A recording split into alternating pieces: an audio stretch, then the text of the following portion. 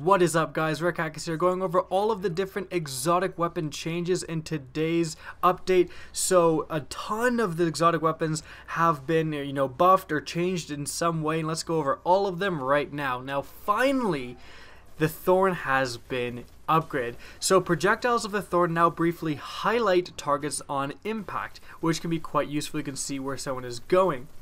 Next, Mark of the Devourer, damage over time, has been increased against PvE enemy targets.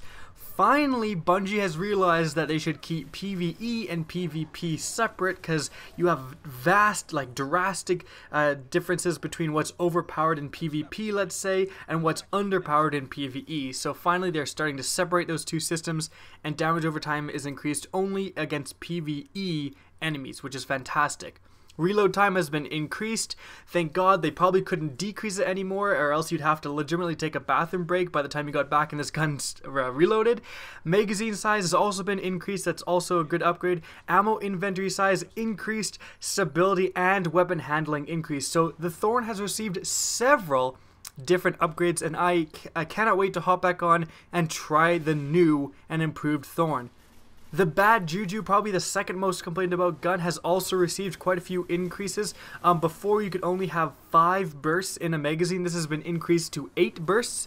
Ammo inventory size has been increased. String of curses now decreases the cooldown of your super on kill. Now we're talking. The bad Juju just became a legitimately very, very good gun, as long as String of Curses actually has a noticeable increase in your cooldown of your super.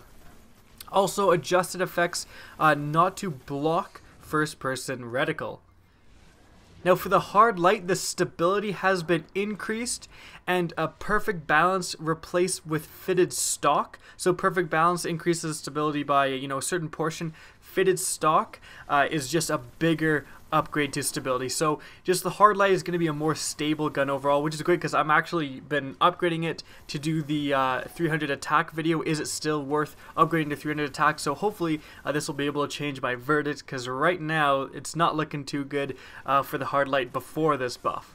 The Suros Regime has actually, they lowered the damage of the end of the mag on the Suros Regime. Before, the Suros Regime, it kind of had a unique skill that there's several guns that have the ability that when you get to the second half of the magazine, the bullets start doing more and more damage, and then the last shot does like 5 more damage than usual. The Suros Regime would literally double its damage. It would do phenomenally more damage in the last round. They decrease this to be more in line with other assault rifles. I hope it's not too in line, because as it stands now, the end of mag, the glass half full perk on a lot of the other auto rifles is pretty useless. You really get a really slight bonus to damage.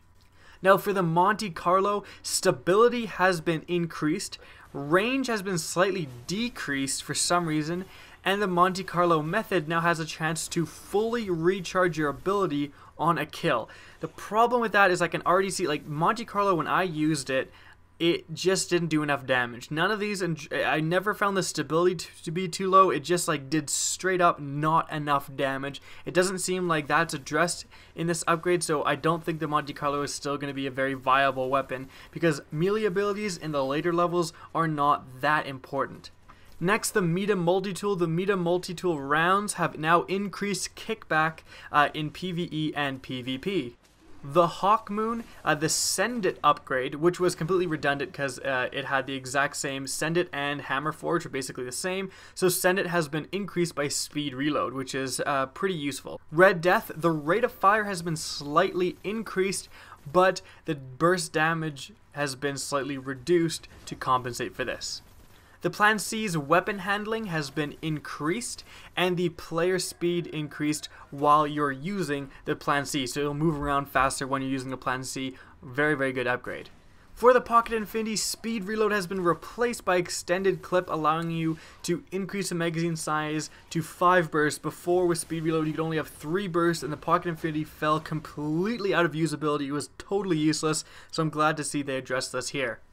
The Vex Mythoclast amazingly has its attack power increased. Instead of 300 is 323. So that being said, its maximum damage output in PvE is just higher from increasing the attack power. In addition, the base damage has also been increased. It fixes a bug that they said they introduced in the previous patch. By bug in the previous patch, they're basically saying, oops, we nerfed it too much. To kind of compensate for these increases, the enhanced battery upgrade, which basically doubled your magazine, has been replaced with extended mag. They say it still allows for a significant increase in magazine size, but it's not as dramatic as before. For the Invective shotgun, reload speed has been increased significantly, and auto fires slightly slower. For the Icebreaker, Send It upgrade, which again was redundant because it didn't really do anything, the Icebreaker had max range anyways, has been replaced with a lightweight perk. And there's new effects for enemies killed by Icebreaker upgrade. I think this was the main reason for this was when you actually killed an enemy and it had the little like Icebreaker effect. Unless the two enemies were so close they're basically standing on top of each other, you would not damage other enemies with this kind of explosion that is supposed to be caused with the Icebreaker. For Patience and Time, Snapshot has been replaced with custom optics, allowing for a lower zoom option. The Super Good Advice has its stability increased. And lastly, the Truth's magazine size has been increased to 3, where before it was 1. That is a huge, huge increase. So all of this info comes from Planet Destiny, just summarizing the official patch notes. Planet Destiny just had a way easier to read version, so that's where I'm getting my information from. I really am looking forward to trying out these new guns. Hopefully there has been actual noticeable increases rather than just saying stability is an increase and it doesn't increase by that much.